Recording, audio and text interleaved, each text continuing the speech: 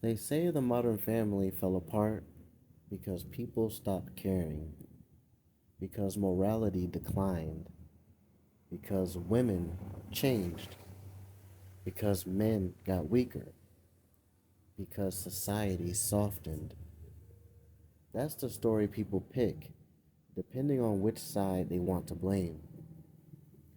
But what if the collapse of the American household wasn't a choice, but a response to pressure? Not political pressure, not cultural pressure, structural pressure. Pressure so gradual it didn't feel like an event. It felt like nature, like a tide rising around your ankles until you look down and realize the room is underwater. Everyone thinks it's a personal failure, but what if it isn't? There are a few different perspectives that people have when they talk about this.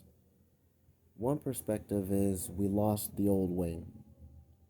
These are the people who believe the collapse happened when traditional roles disappeared, when the father left the role of provider, when the mother left the home, when independence became more important than family. They think the solution is to go back, to reverse the tape, to restore what was lost, even if the world no longer matches the conditions the old system was built for. Then you have a group of people, from their perspective, they say this is progress. They believe nothing collapsed, it evolved. The household didn't break, it modernized. Women entered the workforce, men adapted, children gained autonomy. This isn't failure, it's freedom. To them, the struggle is just the adjustment period of becoming a new kind of family that hasn't finished forming yet. And then the last group is the group that says the system is rigged. This group doesn't blame the past or celebrate the present. They believe the family was collateral damage, that rising costs, stagnant wages, legal frameworks, and debt dependency reshape the household for profit, not progress. They feel like pawns of a design they never consented to, a design that benefits from separation instead of stability, from independence instead of interdependence. Everyone in those three groups thinks the story is about choices. But what if choices were the symptom, not the root? To understand the modern family, you don't start with culture or morality. You start with material conditions. Because before the ideology shifted, the math changed. And when the math changed, the behavior follows. Go back far enough, and the American family didn't survive because it was moral. It survived because it needed each person. The father wasn't the head of the home because of character. He was the head because wages, law, and labor were structured around him. The mother wasn't nurturing because women are born with purity in their bones.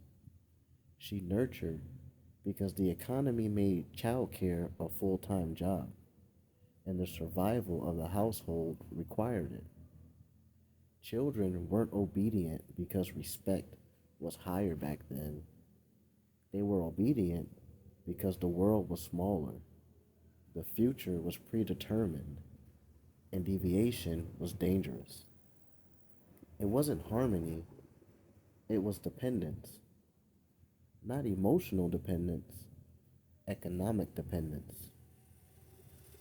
Take away the conditions that created that system, and the system dissolves, even if the people want to keep it.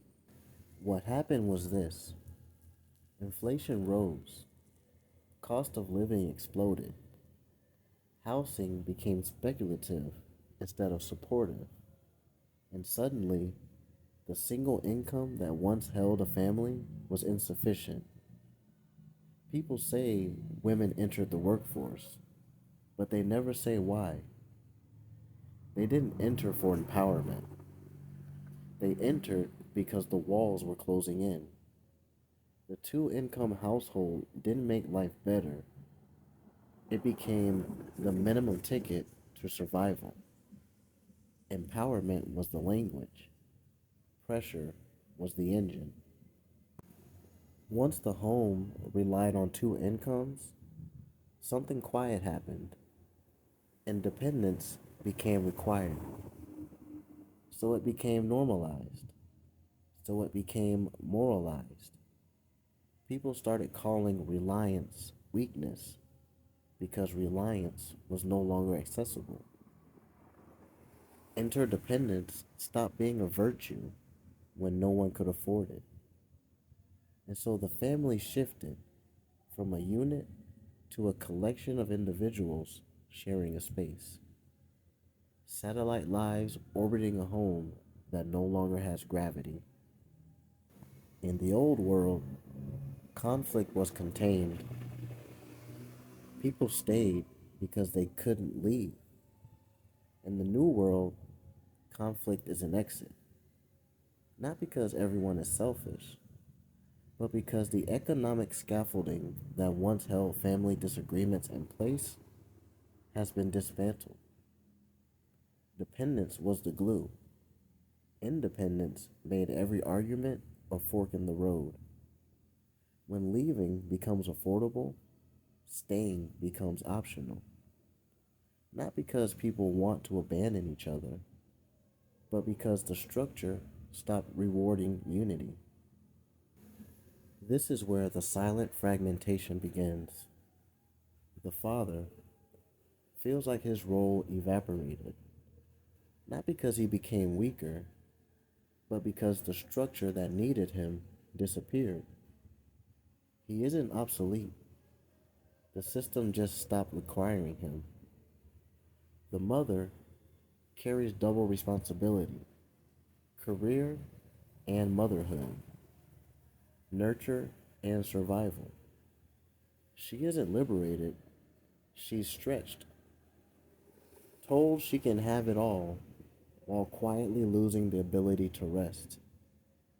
The child no longer inherits a future, they inherit instability. They grow up in a world preparing them for adulthood that doesn't exist anymore. They aren't ungrateful, they're unanchored.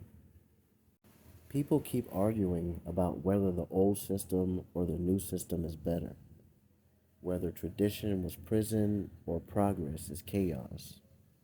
But the argument assumes the family was built on ideology. It wasn't. It was built on conditions. And conditions changed. So the family changed. It didn't fall apart because of morality. It reshaped because of math, because of pressure, because the architecture that held it together eroded beneath it. We keep trying to solve a structural problem emotionally. We keep trying to fix an economic wound with cultural bandages. And we keep asking, which system should we choose? But what if the real question is this? What system are we inside of? Because you can't fix what you can't name. This isn't about going back. It isn't about pushing forward. It isn't about choosing tradition or progress. It's stepping outside the argument long enough to see it. The modern family isn't collapsing, it's adapting under pressure. Whether that adaptation is progress or decay depends on the conditions that come next. So the question isn't how do we fix it? The question is this: What world are families being asked to survive in? Because until we see the structure, we'll keep blaming the people.